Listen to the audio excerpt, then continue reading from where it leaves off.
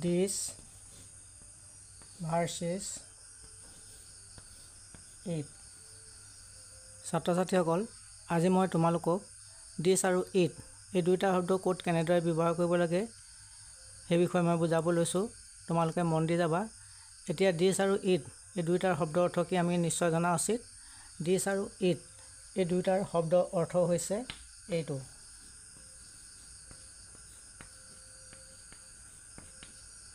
এতিয়া আমি this আৰু it য'তে ত'তে ব্যৱহাৰ কৰিলে নহ'ব প্ৰথমে আমি this ক'ত ব্যৱহাৰ কৰিব লাগিব আৰু it ক'ত ব্যৱহাৰ কৰিবলৈ সেই বিষয়ে জনা উচিত যেতিয়া আমি প্ৰথমে যিকোনো এটা বস্তু পৰিচয় দিম তেতিয়া আমি this ব্যৱহাৰ কৰিব লাগে যেনে চোৱা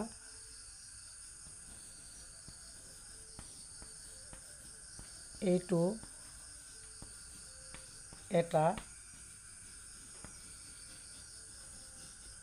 কলম এতিয়া মন কৰা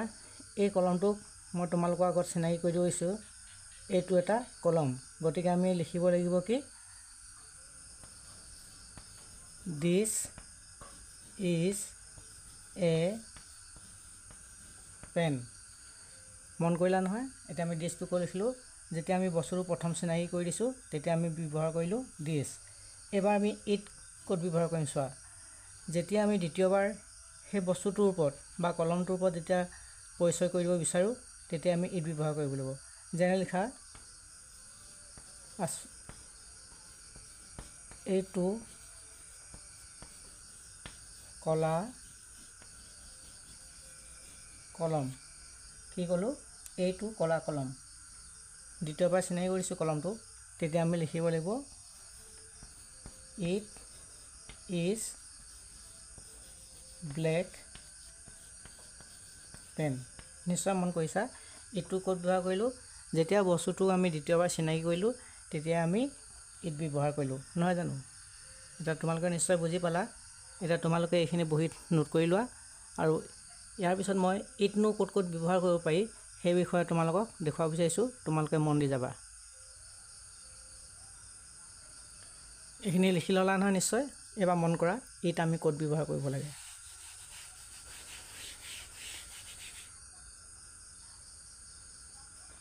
মন কৰা it plus is oblique was plus time oblique day oblique date oblique month আমি ক'ত ব্যৱহাৰ কৰিব লাগিব it টাইম সময় বুজালে ডে দিন বুজালে ডেট তাৰিখ বুজালে মন্থ মাহ বুজালে গতিকে এইকেইটা শব্দৰ আগত আমি it ব্যৱহাৰ কৰিব লাগে এতিয়া চোৱা ইটৰ পিছত আমি is আৰু was ইউজ হৈছোঁ isটো হৈছে সিঙ্গুলাৰ নাম্বাৰ প্ৰেজেন্ট টেন্সৰ বিভাগ আৰু was হৈছে পাষ্ট টেন্সৰ বিভাগ সিঙ্গুলাৰ নাম্বাৰ এতিয়া it যদি ব্যৱহাৰ কৰোঁ আমি সিঙ্গুলাৰ নাম্বাৰ প্ৰেজেন্ট টেন্সৰ লিখিলে আমি is ব্যৱহাৰ কৰিব লাগিব আৰু পাষ্ট টেন্সৰ যদি সিঙ্গুলাৰ নাম্বাৰ ব্যৱহাৰ কৰোঁ it was ব্যৱহাৰ কৰিব লাগিব এটা মন কৰা মই প্ৰথমতে ডেটো কেনেদৰে ব্যৱহাৰ কৰিব লাগে সেই বিষয়ে বুজাই দিছোঁ লিখি ল'লা নহয় নিশ্চয়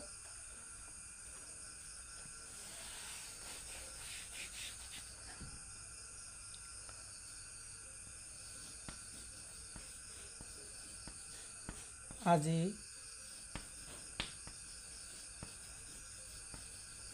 দেওবাৰ আজি ইংৰাজী কি আছে টুডে আজি ইংৰাজী টুডে এটা মন কৰা আমি টুডে ইজ সানডে লিখিলে আমাৰ ভুল হ'ব টুডে ইজ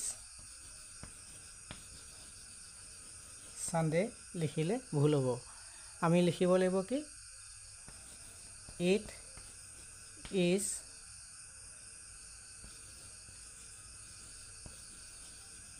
Sunday today যেহেতু তোমালোকক মই আগত দেখাই গৈছোঁ যে ডে মন্থ ডেট টাইম এনে ধৰণৰ শব্দবিলাক থাকিলে আমি ডে অৰ্থাৎ মানে কি আট সানডে কৈছে বাৰৰ নাম কৈছে গতিকে আমি কি লিখিলোঁ ইট ব্যৱহাৰ কৰিব লাগে। সেইকাৰণে আমি ইয়াত ইটটো ব্যৱহাৰ কৰিলোঁ। আৰু ইয়াত কি আছে ছানডে এটা বাৰৰ নাম আছে। মই ওপৰত দেখুৱাই গৈছিলোঁ এইখিনি কথা নহয় জানো। তোমালোকে